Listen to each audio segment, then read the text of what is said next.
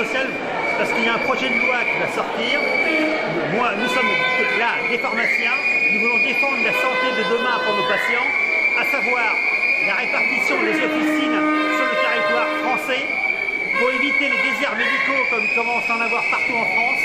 On veut que la Croix Verte reste allumée dans toutes les villes et dans toutes les campagnes, car si demain le projet de loi sort, il y aura liberté d'installation, ça veut dire que les pharmaciens pourront s'installer où ils veulent, donc tout le monde se retrouvera dans les centres commerciaux et ça nous sommes contre. Nous voulons que la santé soit accessible à toute la population, quel que soit son lieu géographique.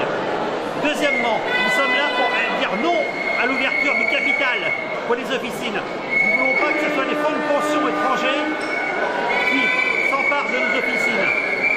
Car plus tard, ça diminuera leur... Et vous savez tous très bien qu'un fonds de pension ne sert qu'à amener des dividendes à ses actionnaires. Et le troisième pilier de la pharmacie française, le monopole, pour une sécurité de nos médicaments et le circuit pharmaceutique qui est vraiment protégé.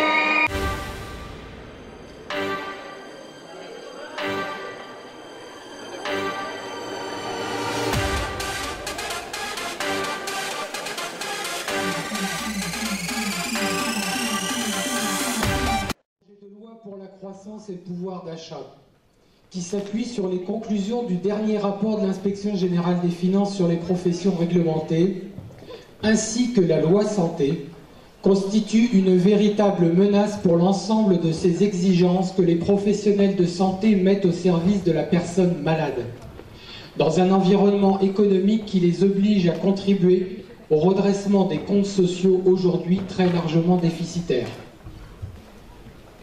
Au nom de toutes les URPS, je vous confirme combien nous sommes très inquiets que l'État puisse imaginer et écrire qu'il n'y aura plus de monopole, plus de restrictions d'installation, plus d'indépendance financière, plus de numerus clausus de la formation des professionnels de santé. Nous assisterions alors à la naissance d'un marché oligopolistique de la santé, ne répondant qu'à des objectifs capitalistiques au profit de groupes nationaux ou internationaux, n'ayant aucun respect de la personne malade, puisque celle-ci deviendra un consommateur comme un autre.